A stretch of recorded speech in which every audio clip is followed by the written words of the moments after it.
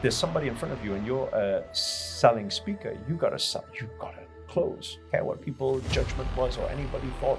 I knew what I needed to do. And I'm like, people are identifying my problem. Why are you identifying my problem? Chaos is coming. This is the dark ages. And everyone's like, what happened to him?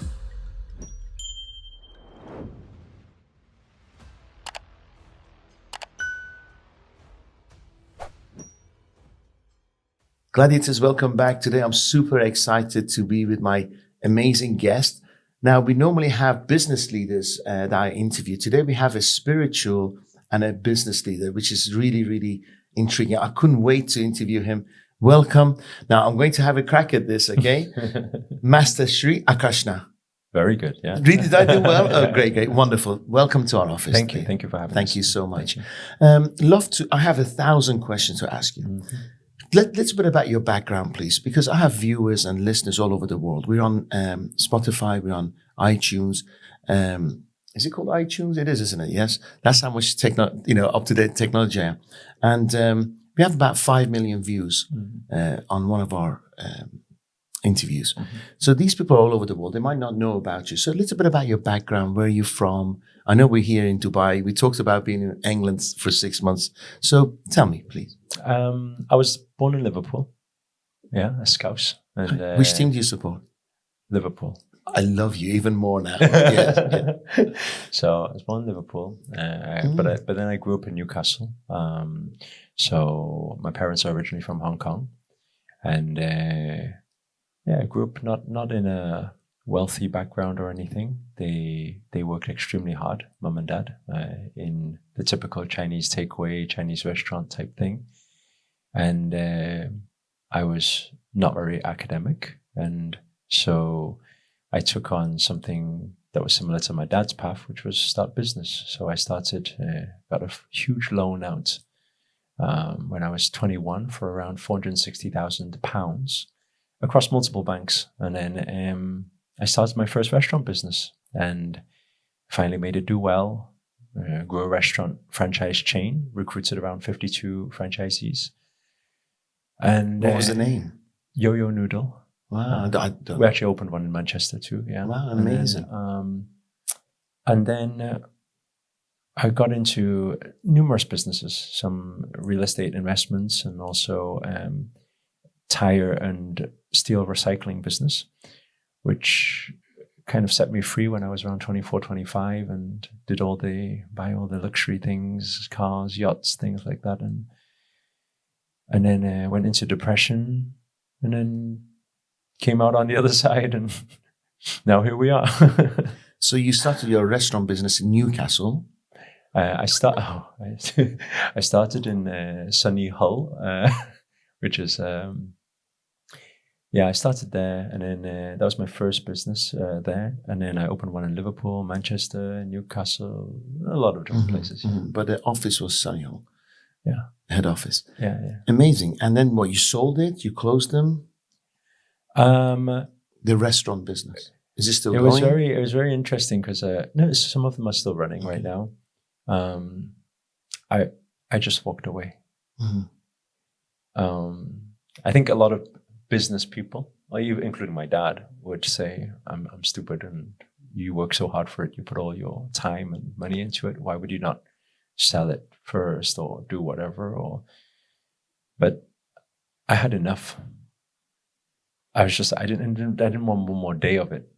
And at the time, I really did not feel that money is success. So I didn't really care about the money anymore. I just cared about my peace. And it didn't give me that. My dad told me that making money would make me successful. So I worked extremely hard to make it happen. And, everything aligned. And by 25, 26, I did pretty well.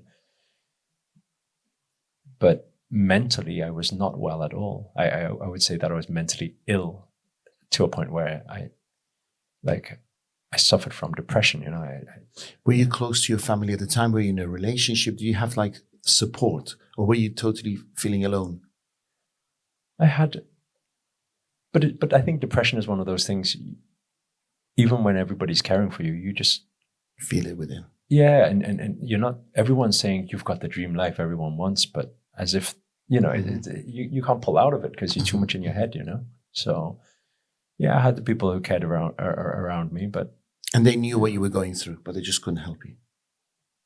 Some close friends did, because I didn't want to scare my parents or anything like that. But I used to actually I used to drive Aston Martin because I really liked the James Bond thing, and I used to get into that car every morning, and I used to look up and say, whoever it is up there, just please take me away, because I didn't have the guts to do it myself, So yeah, it was like that.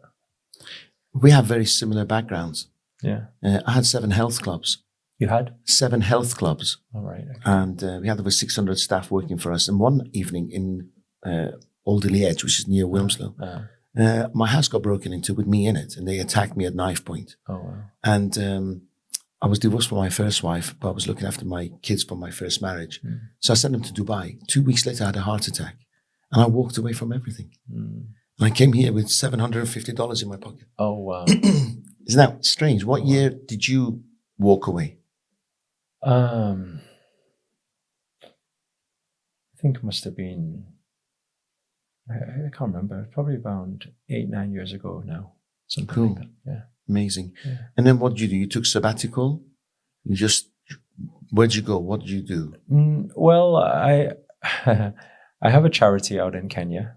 We're actually out there again in a couple of weeks. So I started that around 12 years ago now.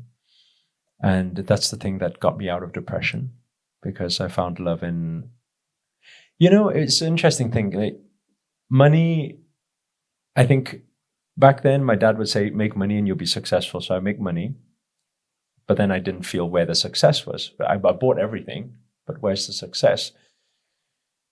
But when I went to Kenya, which was quite ironic, because I said yes to go to Kenya because a friend told me not to go, it's very dangerous out there. And my head was so messed up at the time. I said, dangerous, Bring it then on. maybe that's something that will take me away or something. So I went out there and I seen the kids, no food, no clothes, no education, and they're just smiling, laughing and things like that, cheering. And I burst into tears watching that.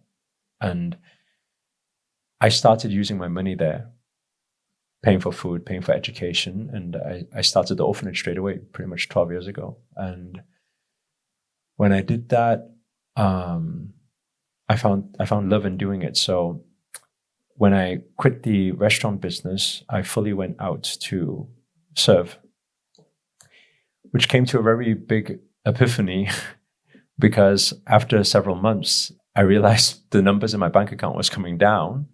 And I was just calculating for a moment, if I continue just keep giving handouts, then wait a second, at some point, I cannot survive. So it got me thinking, hey, I need to do something. And I was in London at the time, and I attended an event. And that event, there was a speaker on stage saying that, hey, you can use your voice or, find your message and, things like that. Turn your mess into your message. I think that was the line. And I was like, my mess into my message. But I was the shy kid growing up. So I was like, I don't know, can I really do it? And then, the speaker was very convincing and saying that, anyone can train up to be confident. And so I paid 15,000 euros at the time to go to a training in Barcelona, and I learned to be a speaker. And that's it. I just started teaching people all the lessons that I learned in money, in business, and then the spiritual side, which was the big awakening for me, realizing that, we have a bigger purpose on this planet. And if we, through certain things like breath work and practices, we can overcome, depression and things. And when we combine the both, I think this was my biggest epiphany, and this is my biggest message today, is that some people are just in the hustle material world. Some people are just in the spiritual world. The hustle world, everyone's hustling. I mean, Dubai is a classic example. It's either the people who have the money or the people who are all wanting to have the money and thinking that happiness is there. But then again, you have a lot of people with money that are not happy. Most. Yeah. And then the other side of the spectrum is the spiritual people. No, we're not going to get lost in the matrix, they say. but they're lost somewhere else. They're lost in the forest, hugging the tree and thinking, okay, this is life. But hey, I don't believe that God put you on this planet to hug a tree. Like that there must be more that you're supposed to do and fulfill in this physical, world. And so I believe it's a combination of both. And this is what I realized in my life. I said, I need to come to acceptance that yes, giving is living, but at the same time, you've got to have something to give. And what are you going to do in the physical world, So these two aspects, yeah. Was this a gradual progression, or did you build your followers, business coaching, speaking, and then suddenly took a year off? You went to mountains of India or something, or Nepal or something, and come back a different person?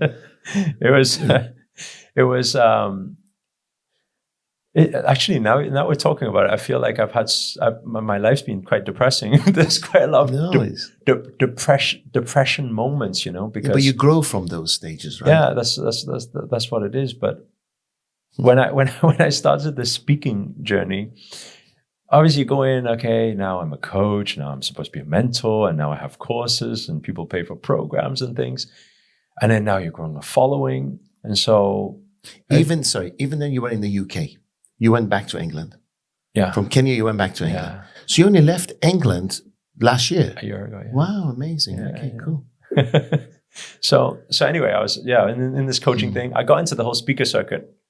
Like go around every weekend. I wake up and I'm in Malaysia. I wake up, I'm in Singapore. I wake up, I'm in US, and then doing the whole tour thing with all the speakers. And I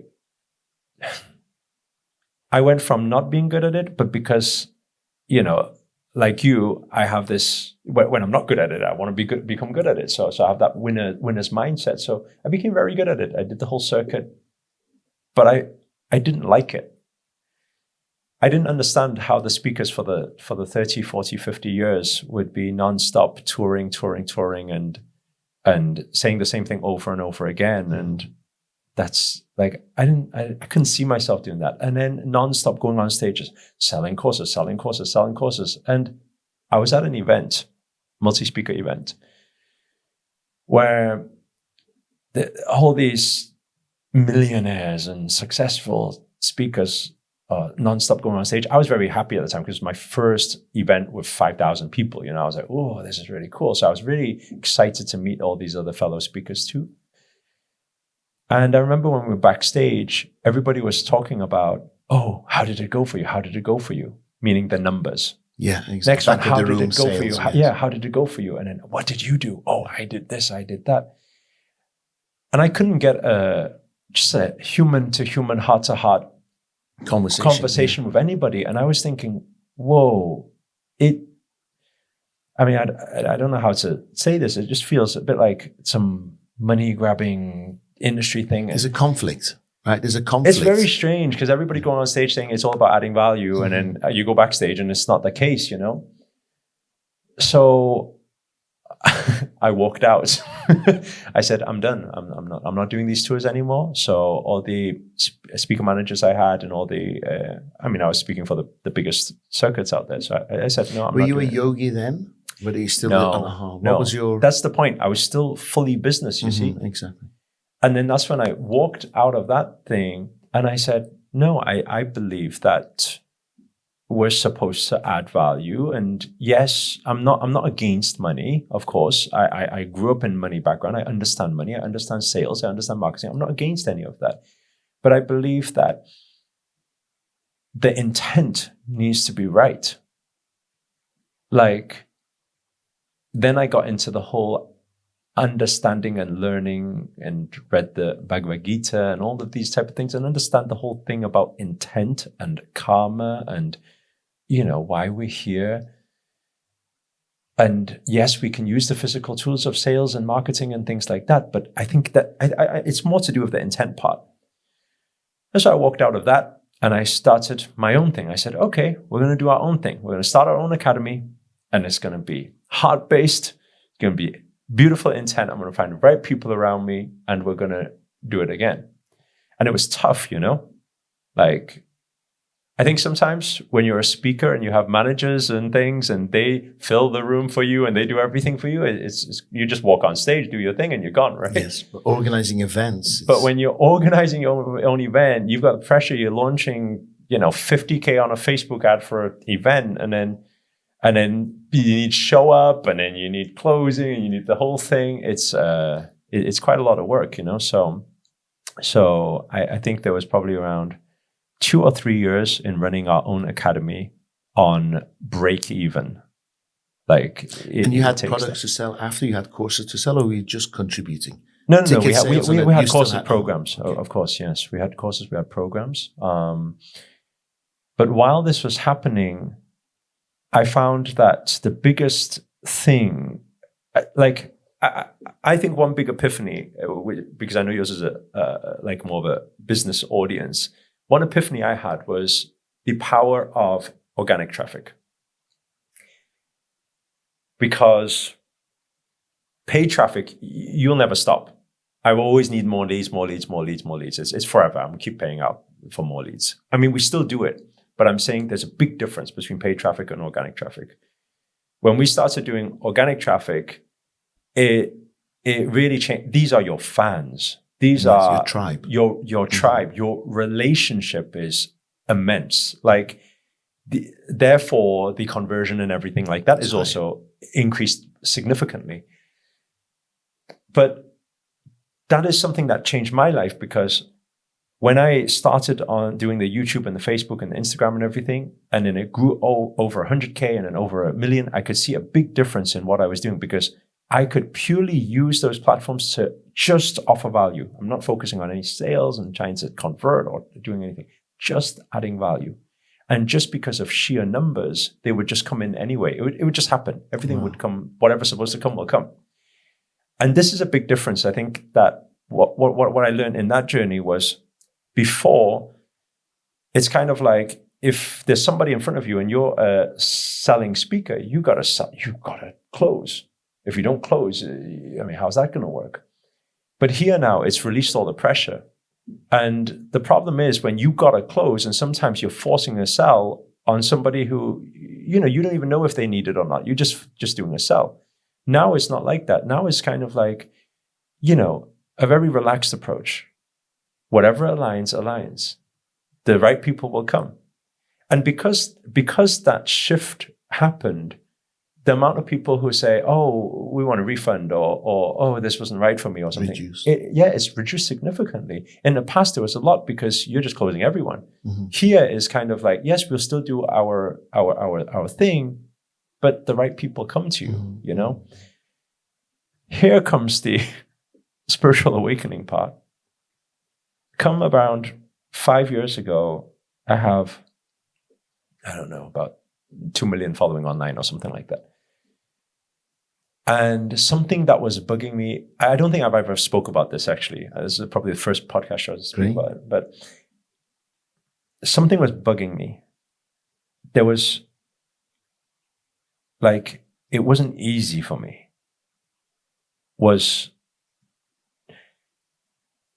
how when you build up a brand, haters will come in. There will always be some people who disagree with you. And what I've never really spoke about is that I actually personally didn't deal with that very well. I didn't. I could pretend that I did. It's fine. But haters. But it really affected me, I'd be like, okay, I post something and then it'd be like, okay, thank you, you changed my life. Thank you, you changed my life. And amazing. But you don't really care about those anymore, because they kind of like, you see them every day. So you're kind of like, yeah, okay. And then it's just like, you're a scam, or this is fake, or this is not real, or whatever. And I would just look at that and I'll be like, why are they saying that about me? It's like, yeah. And it was affecting me internally. I didn't tell anybody about it, but it was affecting me. And every time I make a post, I would almost fear. What's going to come back? And this was about 5-6 years ago. And I realized that I would make a post, and then the next moment I'll be looking at the comments and afraid of that thing. And the problem happens where, and this isn't for influencers. This is like for every human being. It's life. It's like saying, I always say to people, I say, it doesn't matter who you are. whoever's watching or listening to this right now, you've posted something before. Doesn't matter if you're an influencer or not. And there has been some uncle or auntie or friend or something who says, that looks stupid on you. And you have been affected by it before. But when you become an influencer, now amplify that by the amount of numbers, right? It's like, say, if you've got 50 friends on your Facebook and you had one negative comment, now think about it. You have 500 followers, you've got 10 of them, right? So it just amplifies. Now you've got an army, because you've got 1 million followers and 100K views a day, you've got 1,000 people hating on you, judging you every single day. And because I couldn't deal with that very well, I would question all the time, shall I continue doing this? Because I have enough money to never need to work again. Why am I even doing this to get the judgment from you guys? Why do I need to deal with that? And I was on one plane journey to a gig in Taiwan, an event. And one of the speakers I trained up she was sat next to me, her name's Harriet. And she asked me, she said, I've never really asked you this question before. I said, what's the question? She said, what is your goal? She said, you always teach people that they need to have goals and specific goals, but I've never really heard your goal. What's your goal? And for the first time I spoke out, I don't know what called on this, but I said to her, Harriet, actually, I don't have a goal. And she said, what? What do you mean?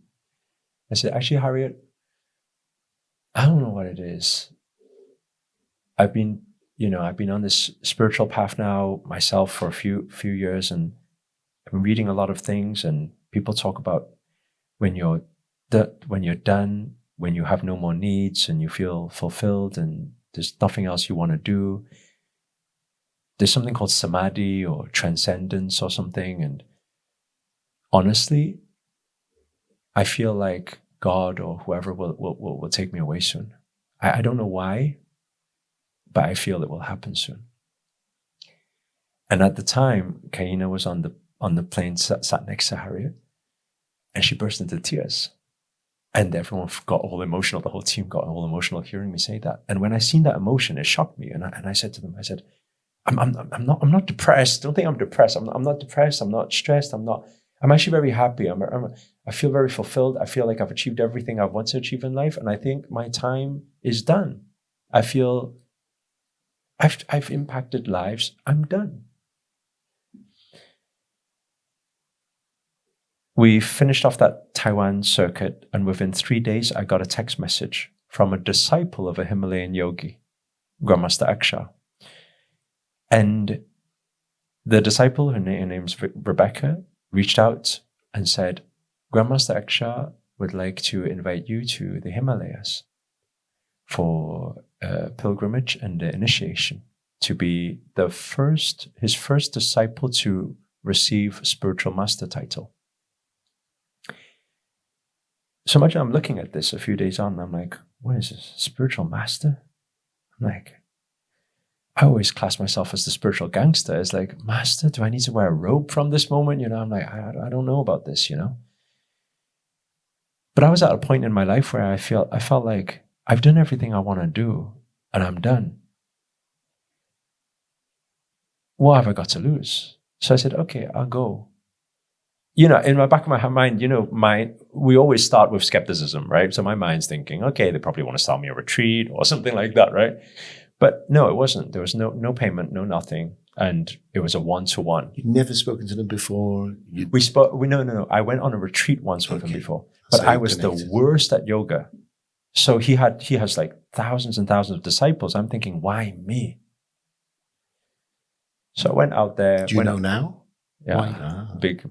Yeah, it all became very clear. So I went on the pilgrimage, went out there. It was just me and him. Very intense training, opening up chakras, Kundalini awakening, all this type of thing. And the third day, we did the third eye meditation, and boom, went through some strange portal. I mean, I think sometimes I hear some people take some form of drugs and have a similar experience, but this was without drugs. This was just sitting there meditating.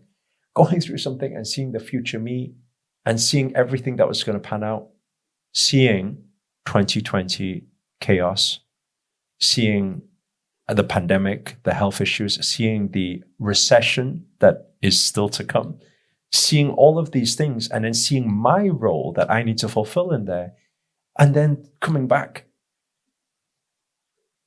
I was shocked. I was really, really shocked. Every day I would question, I would write my whole journal, and every day I would question, is this real? Is this not? Am I still dreaming? I mean, what if I one day just wake up and realize the whole thing was a dream, you know? And then that whole journey was a lot of physical training. And what Grandmaster Akshar was saying, that you need physical training and you need to push yourself. When you push yourself with body, your mind will follow. He's seen my mental strength was not strong enough. I mean, if we rewind a moment, it was a cop-out. Me saying that I'm done was a cop-out. I mean, I was reaching more and more people. There was a fear inside, but I just wouldn't admit it. Maybe you were lost, no? At the same time, a little bit lost in direction. I didn't know where else to go with it. But at the same time, I had a fear. I had a fear of reaching more people because I could see already that this was not nice. Mm-hmm. But after the training, it was strange because this whole energy receiving, and it was very strange. It's very hard to explain.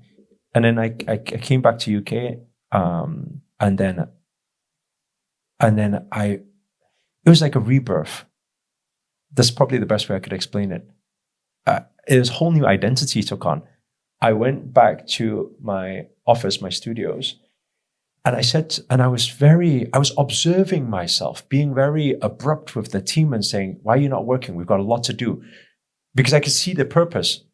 The world's just about to crash. Your drive came back in. Yeah, the world's just about to crash. I know my purpose. What are you guys doing? Prior to that, I was very, guys, just mellow. Enjoy ourselves, and if we make a difference, great. If we don't, we make some money here, that's okay. But suddenly this drive came, and I was observing myself firing people. I never fired people in those 5 years. I didn't fire anybody. And then I observed, I said, why is this thing? And I knew it was very clear. I had the strength. I didn't care anymore. I didn't care what people's judgment was or anybody thought. I knew what I needed to do. I found my purpose. And so following that, I had an event in San Diego straight after the mountain, a month after. This was 2019, I think it was November time. And people must have thought I was crazy. Like, 'cause I was fresh off the mountains. I'd never seen another human being for a long time. And I'm on stage and I say to everybody, chaos is coming. This is the dark ages. And everyone's like, what happened to him? Well, he didn't used to speak like this. And I said, guys, everybody needs to protect their energies. You need to gear yourself up. Your health needs to be good. Because I said there's going to be a health scare. It's going to happen and it's going to be big. Wow. I said, number two, there's going to be a wealth scare. You got to prepare yourself. You got to accumulate as much money as possible and keep it there for security because it's going to be a wealth scare. I said, you need to build up yourself in mental strength. And I was speaking like that. And, when I look at that, I could see must have been about 80% of the room was like, he's crazy. This guy's gone, like he went to the Himalayas and he went crazy, right? And then 20. What has he been smoking?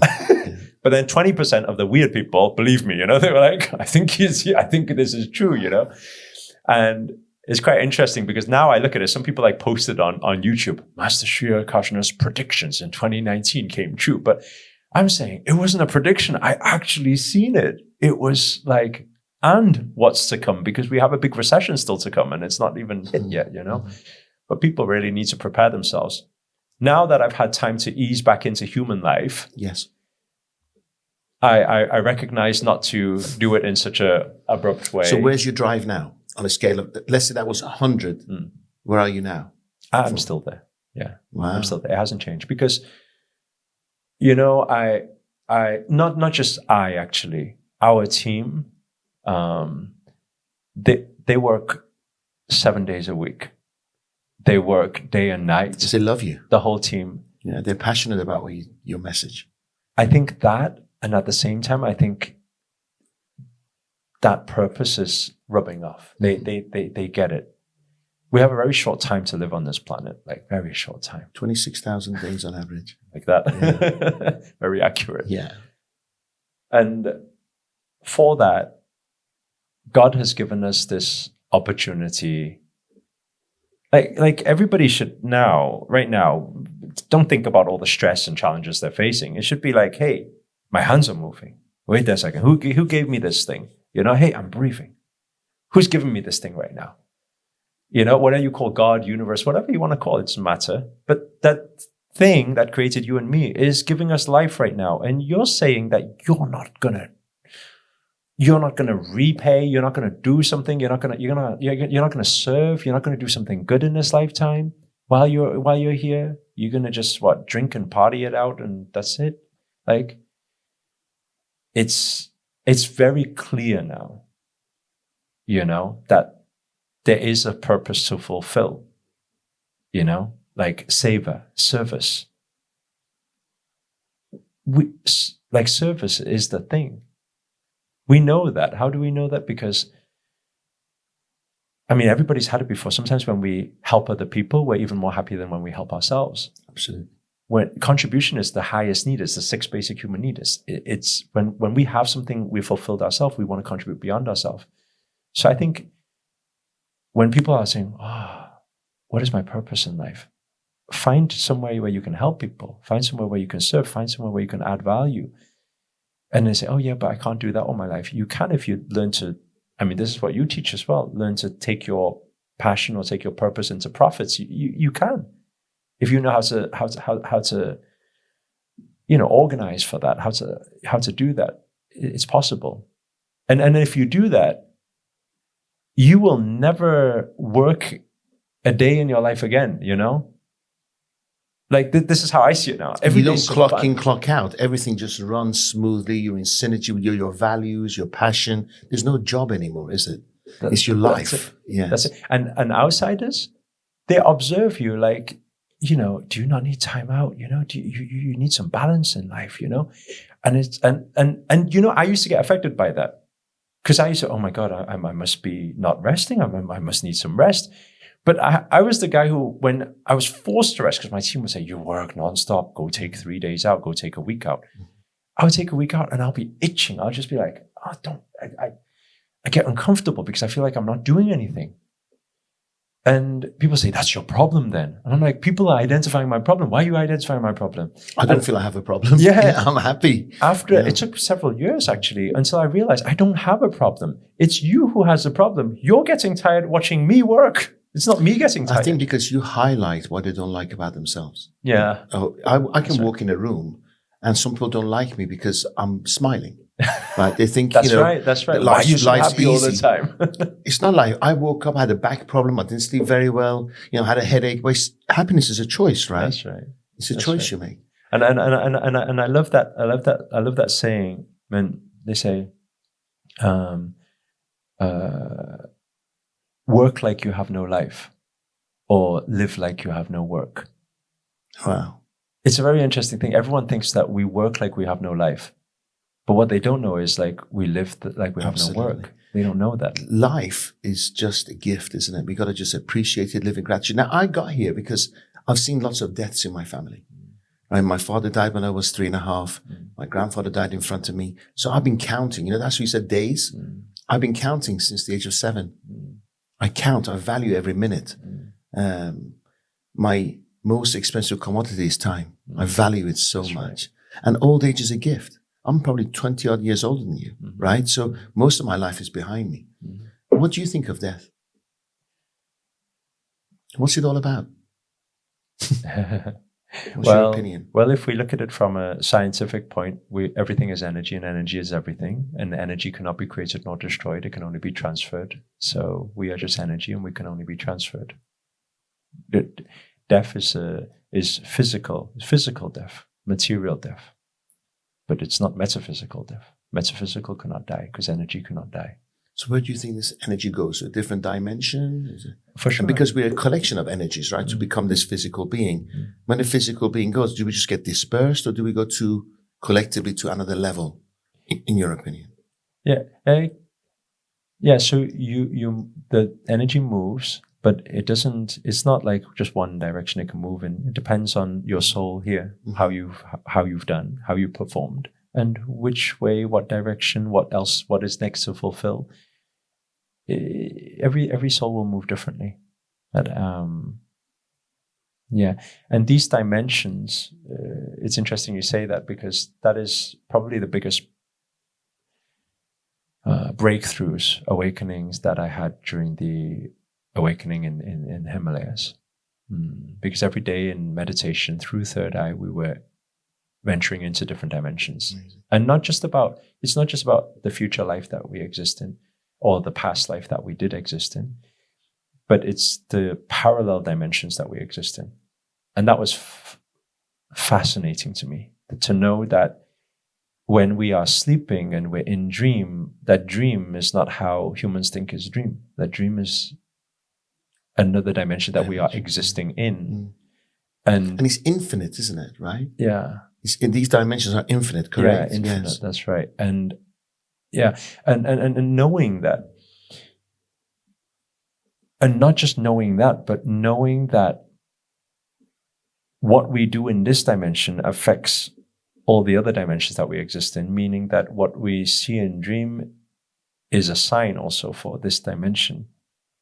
But being able to venture spiritually or metaphysically into another dimension and make certain tweaks would then make a tweak in a manifestation in this dimension. That was the biggest epiphany. Does that come through meditation? Or it's just consciously? Meditation. Meditation meaning not just any meditation. So we do Kundalini awakening, then moving energy through third eye. When you go out, I say third eye is like an airport. You can go anywhere. You can go past, you can go future, you can go multiple parallel dimension. And when you go in there and you take consciousness in there and you can make tweaks, you come back, the manifestation is much faster in this dimension. So, like, how long can this process take? 10 minutes, 50 minutes, an hour? If I came to your class, to your course, to get this kind of... it depends the on process. It depends on each individual, because it depends how active your energy center is and your chakras are open, minor chakras and major, because you need to move the energy out. If we look at it like this, if we look at our soul is in our body from toes to head. And let's say somebody closes their eyes, they say, oh, I feel like I'm there. Maybe 10% or 20% is there. Some people will see, whoa, everything's very clear. Maybe they're 40% there. Some people, I hear sounds too. Maybe they're 50% there, you know? So I call it energy distribution. The more distribution that energy goes out, the more you can do out there, the more consciousness you are out there. So you need to set this free in a line. Yeah. So you first need to, that's why we practice yoga, is to open up the channels from toes and then get as much as possible and out through airport. And then there's obviously protocols and passport checks and visa checks and things like that. But to go out, and once we go out, then we can navigate. And by the way, this might sound a bit strange for some people, but we've all had that experience before in dream. Like, we've had consciousness in dream before. You know, everybody's had a moment where I know I'm dreaming, yet at the same time I'm enjoying this dream, so I'm going to stay here. But why does that happen? People don't know. You know, sometimes you're conscious, sometimes you're not. But there's reasons behind it all. Beautiful. I noticed you said you did some yoga, you weren't very good. I've seen some of your videos, you're pretty good now. So how long did it take you to get to where you are? That 1 month. No. Now I still have hope. The 1 month was not in physical practice. I did the whole 1 month was documented. Actually, there was a documentary we filmed, and majority of the documentary, people see me just sitting there meditating. Can I get hold of it now? Can I see it? Is it? I can send it to you. We're approaching Netflix for the to put it out there right now. But I can send it to you. People see that it was a meditation, but because most of the practice was outside, that was the phenomenon. That's why I said, I always say, minor changes or minor practices in outer dimension equals major manifestations in inner dimension, small dimension, this physical dimension. Because what I would do is, I could not put this leg on this shoulder, for example, before. I could not sit in lotus pose, cross-legged. I could not do a lot of those things. I could not even sit straight. And what would happen is I would venture out, and Grandmaster, I remember on the third day already told me, I will see you out there. And then it was like, where are we going to go? So you would guide, and then we'd go, boom, and I'll see him there. And then I will be trekking through the mountains, and then we'll be doing, next to the lake, we'll be doing some physical practices there. Then afterwards, we'll come back. And then I'll come back. And in there, I'm like, whew, that was a long meditation, because I opened my eyes. It's been a day now, right? And I look back at the time, it was 15 minutes. I'm like, huh? We just did all that training in 15 minutes, right? So what I realized was the 1 month I was out in Himalayas was like 2 years out in practice. Mm-hmm. And because whenever we come back, skeptical mind will always come in again. So every time I open my eyes, I'm like, no, that wasn't real. I was just imagining it, like, that's not real. And then what would happen is he said, okay, cool, get into lotus pose. And then it'll be fold, fold. And I'll be like, your body's I don't understand. Like, what? It's like you've done 6 months of... It's very strange, very, very strange. So a lot of people that see me, I can do a lot of advanced asanas and fly this way, fly that way and everything. And people think, whoa, you practiced for a long time. Actually, it was that 1 month. I was really one of the worst in class before that. And it just opened up everything.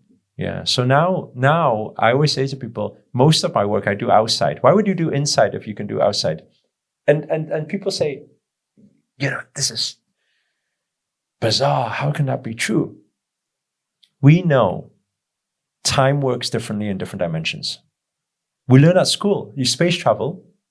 We know when you go in different and you come back, you age differently. Correct. So we already know in different dimension, time works differently. Correct.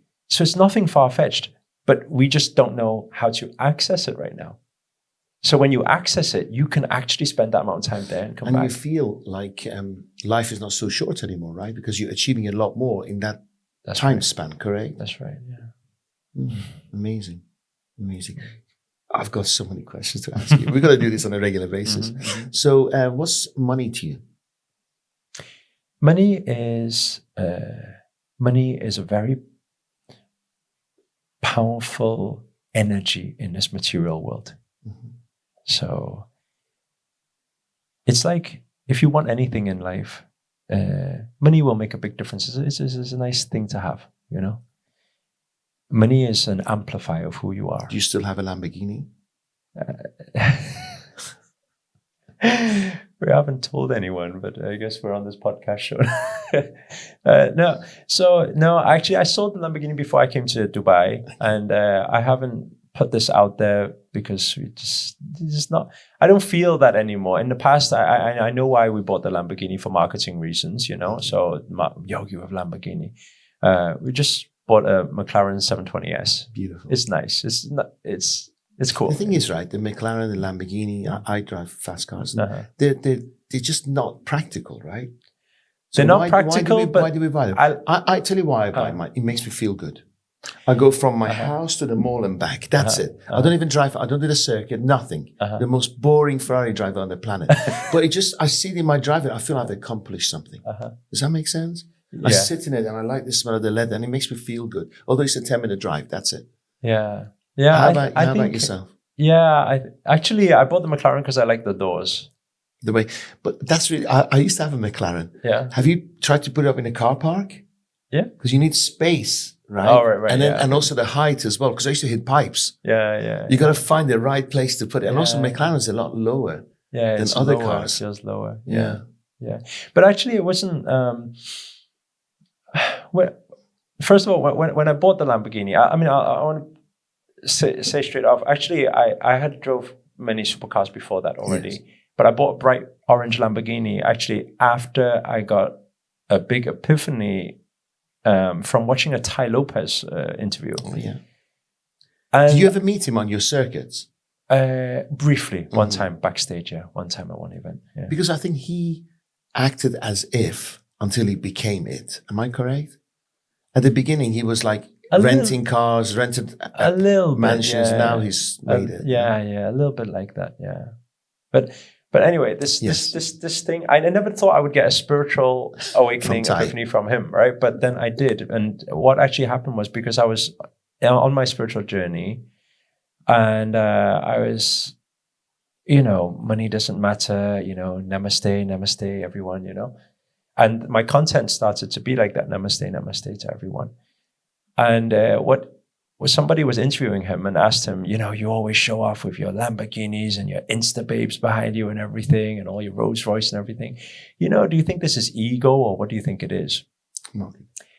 And what he said was, what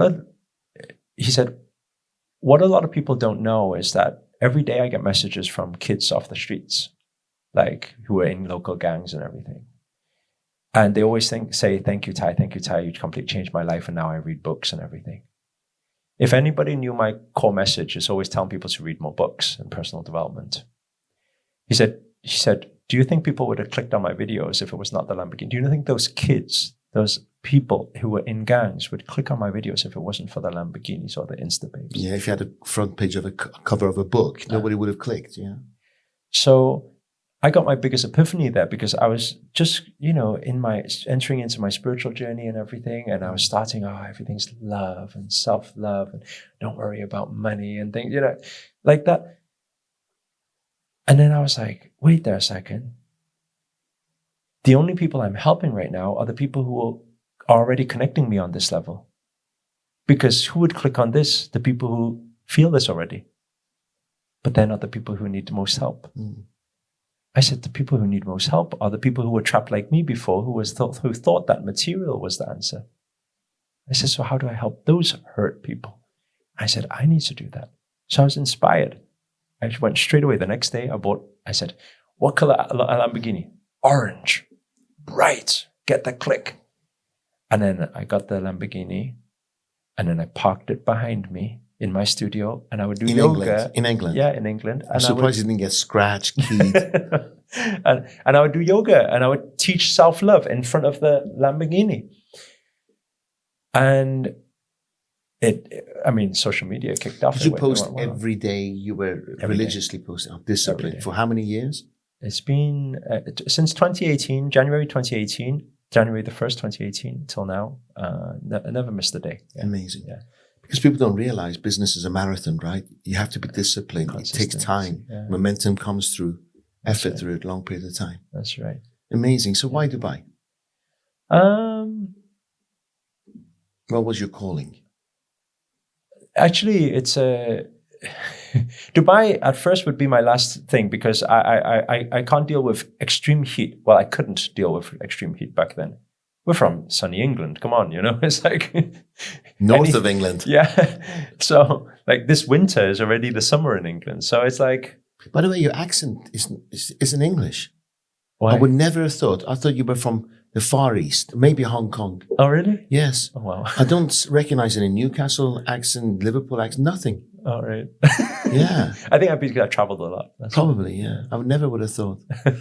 Yeah. So. I was wanting to move to US actually. Okay. So we were planning for US. The whole team was going to move over there.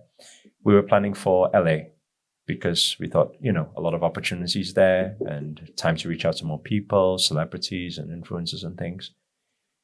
I didn't want Miami, although people said go to Miami because taxes are lower. But Miami was too hot for me. Funny, too humid as well. Oh yeah, hot too and humid. Yeah. Too hot for me. And imagine I didn't go to Miami, but I went to Dubai instead. Desert heat, right? You've done the summer here, haven't you? You've already been once. Done. Yeah, 1 full year now. And so when there was an opportunity came with a partnership, a big partnership here, and our CEO just called me up when she was here, and she said, "There's this big opportunity. Shall we do it?" And I said, "It's too big, so we have to do it." We too big not to miss. Yeah, so we have to say yes. Is that partnership still standing? Yeah. Oh, wonderful. Yeah. So I said to her, "Yeah, let's do it." And we packed our bags, told the whole team, all moved to Dubai. Within a month, 30 days, we were all here. So about we've got 25 people on the team or something like that. Amazing. They all shifted from UK to here. About 10 of the 15 of them maybe, and then the other 10 are still working remotely. Amazing. Yeah. And we moved here, and I mean, I want to be totally open here. The first 3 months, we were like, I don't know how I'm going to deal with this, because you walk out the door, you are getting slapped in the face by this heat, and I'm like, where's the fresh air? Where's the trees? Where's it's like, oh, what's going on? And for 3 whole months, pretty much every day, I would have the thought in my head, have we made a wrong move? Or maybe we're just here for a few months. Maybe we're just try it out. And then maybe we'll move somewhere else later. And every day I would be telling jokes with the team. We'll be like, maybe sometime we just travel back to UK, get a jar and capture some fresh air and bring it over, like sure. Like that. And I really wanted to go back to UK just for some trees and some nature. So on the 3rd month, I booked my ticket to go back to UK, and I was extremely excited. I see the family again, UK, greenery, fresh air, wow. And we flew back. I landed in Newcastle Airport, actually. A complete shithole. You hadn't recognized it was a shithole, or because you got used to this, you realized how bad that was? This is what I'm saying. I didn't know it. It didn't feel that way before. UK felt that's everything. All you knew. Right? Yeah. So that's all I knew. Suddenly your standards are raised. That's right. And so I go back and I'm like, why is it so dirty? Why is it grey? Why are people? Yeah. Why are the people so miserable? I mean, you know how UK people are. How are you doing? It's same old. Not bad. I mean, that's the best answer you can get. Not bad. And then so I go back and I'm like, oh, everything is great. The people are great, and everything's dirty. And where's the service? And where are the people opening the doors for you? Where's the whole And I think it was actually within the first day, I said, I want to go back to Dubai. I couldn't believe it. And then that's when I realized Dubai is my home now. And I realized Dubai it's like a kingdom. You feel like kings and queens here, It is beautiful. And I start to appreciate how much of a miracle this place is. It really is. I used to fly to Vegas from Manchester. That was my Dubai. Now I go to Vegas, I'm thinking, what the hell is this? Really, Dubai is just like the highest. It's like a tacky version of it. Absolutely. Their 5-star is 2.5 star here. Yeah. Isn't that incredible? Yeah. Now, we run relatively small businesses, okay, comparing to Sheikh Mo, who runs the country. Imagine the challenges he's had to go through and keep that vision. Crazy. How many people took advantage of him? But he just kept going. It's crazy. Yeah, and just to think that just the past 20, 30 years, it's just... Yeah. Like we took the team out on a yacht yesterday. We did about I saw the video. About 4 or 5 hours out there, and just when we were coming back from sea and the sunset. And then I was just looking at the buildings. I was like, impossible. Like 20, 30 years, like desert. They actually had city planners then. Yeah, people came from Tokyo and they had this plan was made 30 odd years ago. Yeah, exactly what to. But here's what I find fascinating. In England, you're driving down the highway. They don't even take care of the land. Here, they're planting flowers. They don't have to. They're beautiful, greenery by the side of the road. They don't really have to do that, but they actually really, really care. They're really proud of the country. Somewhere along the way, I think in the West, we've lost that. The respect we have for the land, respect we have for the authorities. In England, when there's an ambulance going by, they throw rocks at it. Yes, the fire brigade. It is. It's amazing here. It really is amazing. Like all the lines are perfect. Everything is just perfection. Beaches are perfect. Everything is perfect. Yeah, but we've kind of escaped, right? Because they say, I have children. And they said they're all cocooned. And they are, because here you can leave your phone, go play, come back, your phone's still there, right? The moment we did that in Manchester, the phone was gone. That's right. So where do you think is reality? So should us change the world over there? Or is it just we just give up on it and live in this cocoon of heavenly living? What do you think? I mean, everything is a balance in life. I think that, You can also say that here is too perfect. Sometimes you just want a bit of a raw, rugged feeling. It's the same thing when I go out to Kenya, right? Why am I living in a mud hut for the next 10 days? You get different experiences everywhere, and there's beauty everywhere. Tell us about your orphanage in Kenya. We have one, 260 kids in Thailand, Phuket. Oh, beautiful. Yeah, wonderful. we have a lot of similarities. Yeah, because what you went through with events, I'm going through now. all right. I don't want to do my events anymore because somewhere along the way, I get on the phone selling a ticket. And I'm like, what is that selling to the universe? I'm selling tickets, right? And then by the time the event starts, and until now, I have had nothing to sell. I'll just do the event, make nothing, just break even, contribute and leave. So, we're going down the route of more courses, but events took its toll out of me. Are you still doing your own events? We are, yes. We so more events than ever. We just finished one 2 days ago. That was the influencer. But that wasn't your event, right? Or was it your event? Yeah, it was your event. We have wasn't Naz? No. Oh, I thought it was his event, right? Yeah, we have because we have our own center we built here now. It's Where is it? In Al-Quds. Yeah. It's the biggest yoga center here, Amazing. yoga meditation center here. Yeah, this is with your partners. You said you had a partnership. It was too big to lose. Yeah, no, this is we're doing ourselves actually. Okay. Yeah. But what was your partnership, if you don't mind sharing? It was like in real estate. Oh, I see. It's in real estate. So we're doing that, and also because we're in Web3 space now. Okay. Our biggest thing, if you talk about business, all our investment is in Web3 right now. Okay. So developing John Metaverse. Lee. Yeah. John I used Lee to speak for him. Really? John Lee was here 2 weeks ago. Oh, really? I was in a pub. Were you sitting there? Right, He was talking about Web3. Yes. Yeah. So, most of our stuff is in Web3 right now, but we're running many events. In fact, we're going to run more. My part is I'm coming out of teaching as much. So I'll probably only run, moving forward, I'll probably only run the once a month, the satsang, just with our spiritual seekers. But I didn't want to, because, I was gifted to be good at business. I was gifted to be good at sales, to be good at marketing. I was gifted to be good at speaking, confidence and mindset and this type of thing. So I didn't want that gift to be lost. So what we did was we started training up a lot of speakers to run those different funnels, events. And so that's why, but one thing I know that I will continue to teach is spirituality and yoga. So I said, I want to do that one. So for the time being, while it's transitioning, while I'm handing over to all our trainers that we're training up, we're still running, I think, 11 funnels right now. Non-stop. So pretty much every weekend there's going to be an event. Yeah, and that's physical. You have still online both. businesses, so we right? we have the setup now for virtual and physical. So we do both. Yeah. Amazing. Yeah. Our hall probably fits here in Dubai. Our hall probably fits about 250, 300 people. Yeah, seated. Yeah. And you can come daily.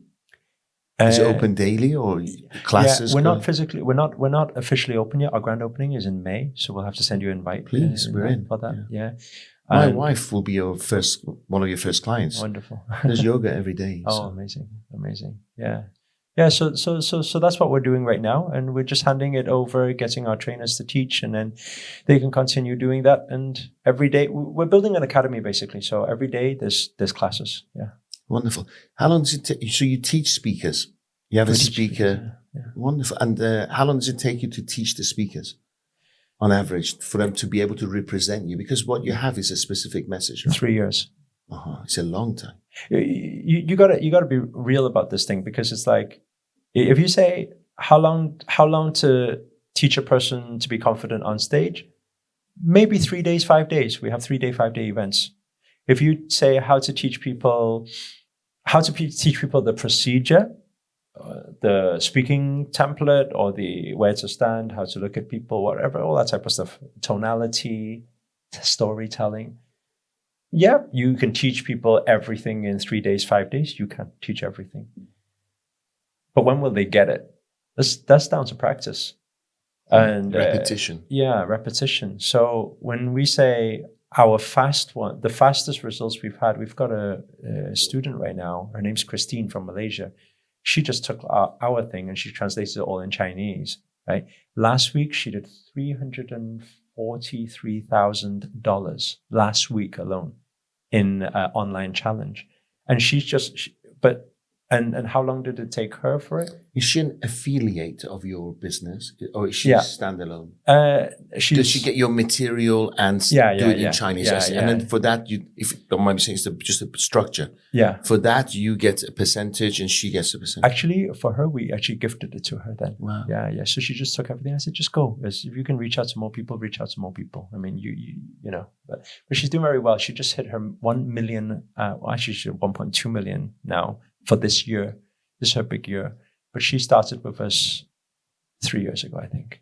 So that's what I'm saying. It depends. It takes time to practice it and get it. But once you get it, then you're rolling, right? But then it's your baby as well, right? For you to let go, you need to make sure somebody represents you correctly. Yeah, that's right. That's the toughest part. That's right. I've had many people approach me because I do this because I train modern day gladiators. Okay. So not soft people who just get one rejection and quit.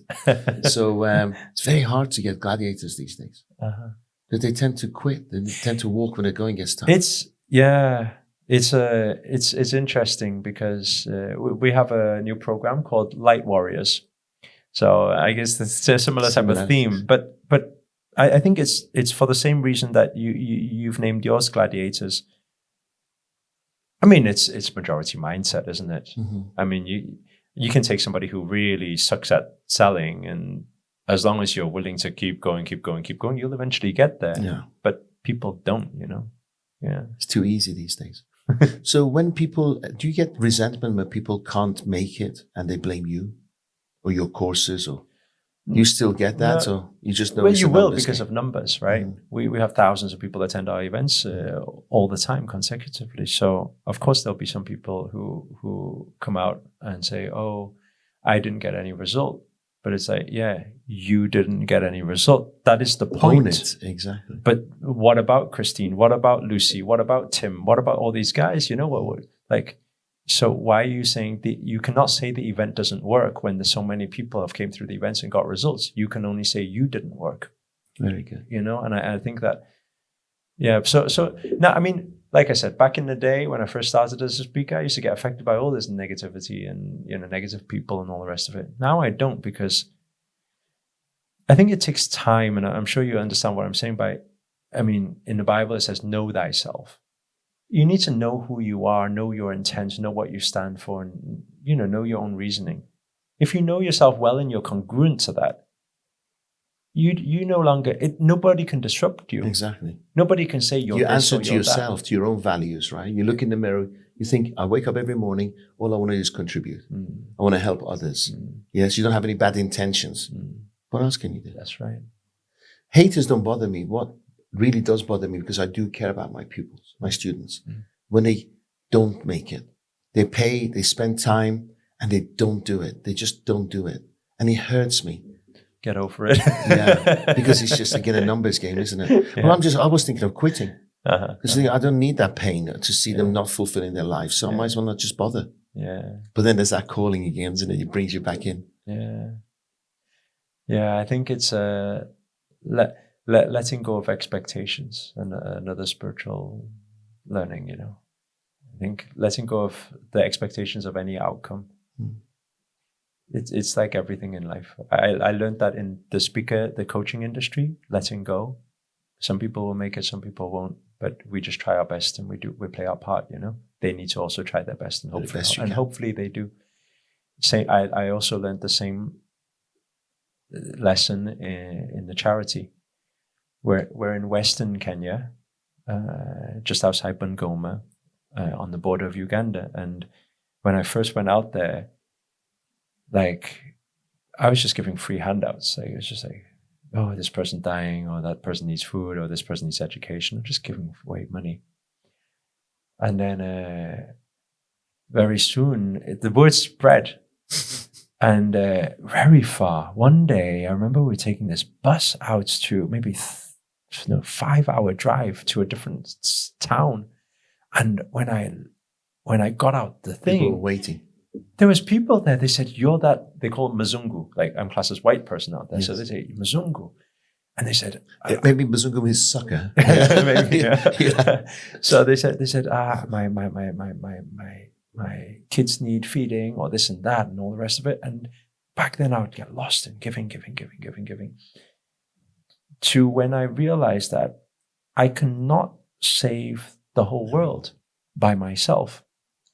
And I had to observe, which was very tough at the time, kids dying in front of my very eyes because I could not just keep giving handouts. And when I observed that, it was painful. And I had to come to that acceptance to say, okay, if I am pained by this and I am affected by this, can I continue to have the energy to give? And no, the answer was no. So what must I do? I must now learn to be the observer, the witnesser. And I do my part where I can do my part, the parts that is out of my control. Then I observe, I witness. This is life and death, pain, happiness. This is life. Be a good witnesser. So, I think that really changed my life. And that's why today in a lot of our spiritual practice, we teach people, we say, you are a child of God. You are God. So be godlike. What is God like? God is the ultimate observer, the witnesser, sees everything, not affected by anything, just witness, And so then you have the strength because you're not affected emotionally by anything. Now you have strength to make a difference, Yeah. If beautiful. If I had a conversation with you 10 years ago, how different would it be to today's conversation? Would you be all money, no spiritual? But did you have some spirituality in you then? I would talk about giving. This is a beautiful question. I would talk about giving for sure. And I'll talk about how making money was very important. Did you have daddy issues? What is meant by that? Daddy issues like, I'm driven to prove my dad that I can do it. That was the because that was his only parameters reason, of acceptance. That was the only reason I became successful, meaning I made money at because first. that was his parameters. He He judged you by money. My mom's the same. Yeah. Irrespective of who I am, my values is money. Yeah. Because hers was safety, security. If you have money, you're secure. But I'm grateful for how he did that. It's strange, because we have there's four of us, me and three siblings. We all turn out completely different, and I still find this fascinating. How there is nurture, upbringing, conditioning is a big part, but nature is also a very big part. It's nature and nurture, and when I observe, because my dad is very aggressive entrepreneur, very alpha male. Like he's whatever you do, you're never good enough. Like look at your cousin, look at this, look at that, look at that. Had this all my life, yeah. So like that. But it's very interesting because I used to see that as, okay, let me prove to you then. Let me show you who's going to make more money in this. Let me show you who's going to be more successful. I was like that. But I also have siblings who were like, Dad doesn't love me.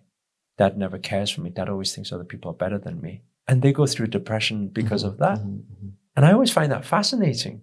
Same household, same upbringing, just different way of looking at life. Yeah. I actually resented my mom. And I thought maybe my dad was my inspiration because he was an entrepreneur, but I never got to meet him, right? And I was in a Tony Robbins course in Tenerife. And he came to me that she was my inspiration. Because I wanted only a few years back. And I thought, you know what? I actually called her up because she always twisted little things, triggers in me. And I said, what are you doing this Christmas? She goes, nothing. I said, I'm flying you over to Dubai. And we've spoken every day ever since. Beautiful. Because I actually celebrated her being in my life rather than resenting it. Does that make sense? And then see her past and upbringing, see what motivated her, what was her fears. Yeah, and she was just trying to reflect that upon me. Beautiful.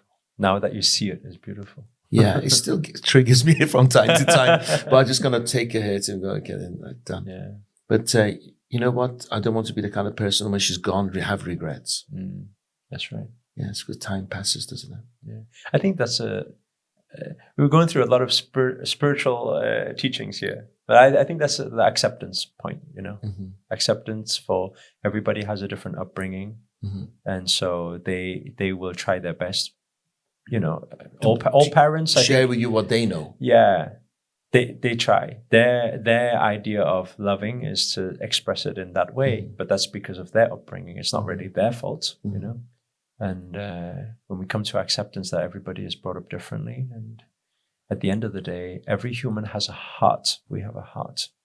It may be a little bit covered up or a little bit muddy right now, but there's something inside. I want to live with an open heart and know it's going to get kicked, right? But at least I live with an open heart. That's my motto. I don't want to live with a closed heart. I like that. That's beautiful. Because if it gets kicked, it's the person who kicked.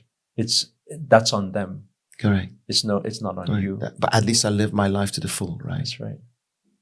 Beautiful. Where do you see yourself in 5 years, or your organization, your corporation? In the metaverse. Okay, please share.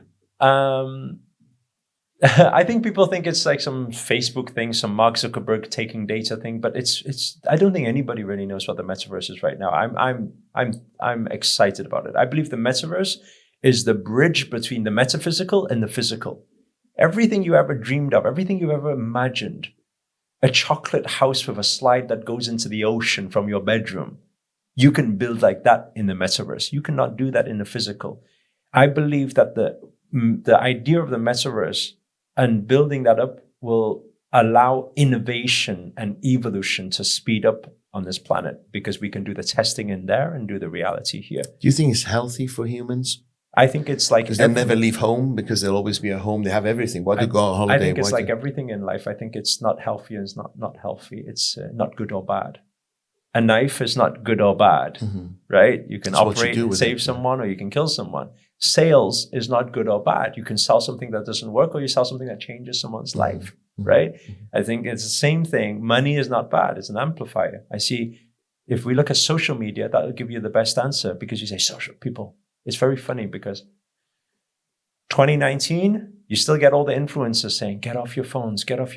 And it's, people are not living on the phones, are not living present in the moment anymore, right? People need to live in the moment, connect with people.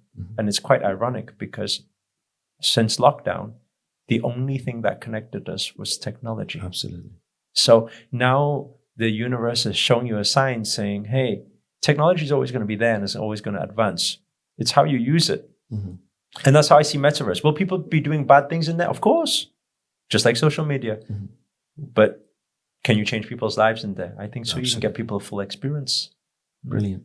A couple of more questions. I'm loving this, by the way. I hope you're enjoying it. AI. Do you fear it? Or is it the same? Is it going to be like in 2 years, they're going to decide we don't need humans, right?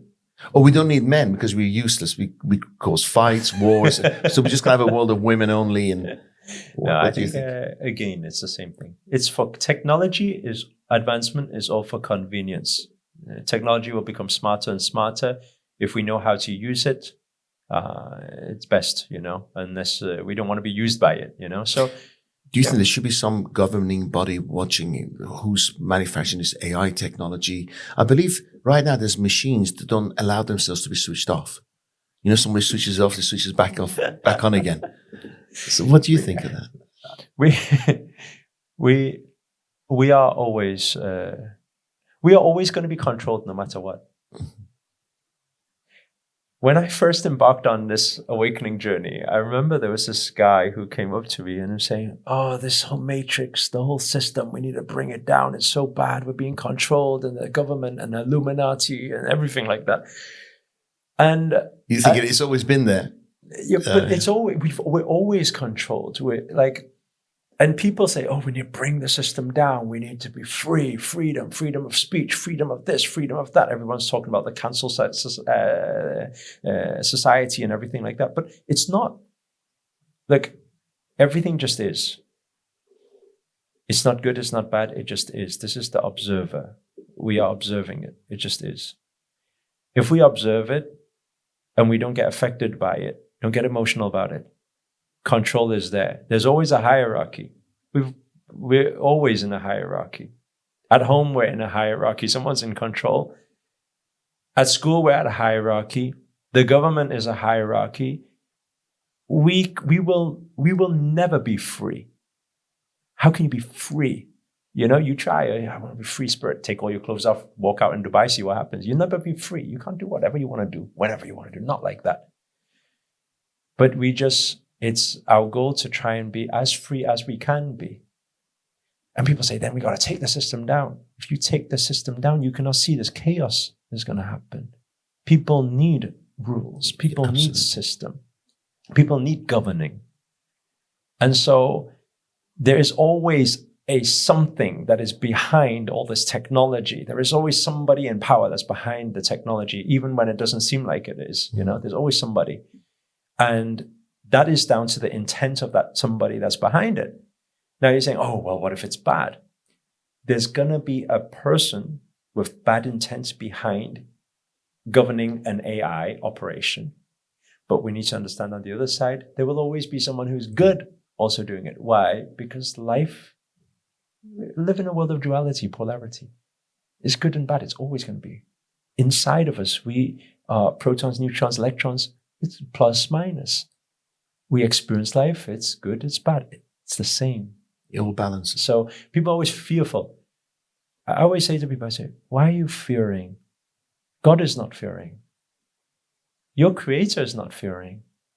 Like, you're fearing, creator is there and you're fearing. Who are you to fear? Your fear means you do not trust. And how can you not trust in the thing that created you? So who are you to fear? Let go. Beautiful. Do you teach things? Do you learn every day? Do you read books? Do you listen to things? How do you grow every day? I can't read. Next to I'm dyslexic. I think they call it dyslexic or something. Yeah. I read. I tried so many times before. I really liked buying books for a while because everyone's buying books. It's cool, and the smell of books and put them on the bookshelf. But every time I open a book, I would read it, something, something, something, John, something, something, something. I go on to the second page, something, something, John. I'll be, who's John? I need to read again. Sure. I was like that. So I had some learning disabilities, what people say, So I I don't read. I used to listen to podcasts, podcasts, audiobooks. You go inward. You ask the questions within because you feel the answers are there. Yeah. So you go deep. I'm very good at observing. Mm-hmm. So I observe how other people are, what other people do. Mm-hmm. Even during this podcast show, I'm learning a lot from you. Even the way you're responding and what you're saying, I'm learning a lot. You know what I say? I say it's a gift. It's a gift that we're very sensitive towards our surroundings because somebody can walk into my business. I can feel whether they like the company or not, if they're happy or not, and that serves me well. And I always said it's because I was brought up around women. I didn't have a male figure, so I'm very sensitive, if that makes sense. I think so. I think your aerial picks up on things that other people may not. Yeah. Because of that sensitivity. We have a lot of similarity. Huge. Yeah, even the hairstyle. Yeah. That's what we're connecting so easily. There's no barriers between us. Wonderful. Tell me about your courses, because we want to share it with the viewers and listeners. Please share with us where they can get hold of you. Tell me about your current courses. I think they can find me on YouTube, and usually I'll have every month we have a monthly satsang. So join the monthly satsang. It's free for everybody. When is the next one? Full moon, so 5th of May. Yeah. Do we need to book? Yes. So, by the way, I only sit VIP. Yeah, I don't do all this spiritual sit in the back business. I'll be at the front. So, and I don't queue. So it'll be it'll be in the links in the description on every YouTube video. Yeah. So they can come in person. Like I said, our hall can fit a lot of people, or they can attend virtually as well from around the world. That works too. But it happens every month. So come first, just see how you feel about everything, and then see what you want to learn. Yeah. Beautiful. I honor you. Thank you. Thank you so much. And this is, I think it's going to be the beginning of many, many meetings. I really feel it. Thank you. I salute you. I thank you, Master, and thank you very much. I hope you picked up the energy. I learned half as much as I did, and again, thank you very much for your time. Thank you so much. Thank you.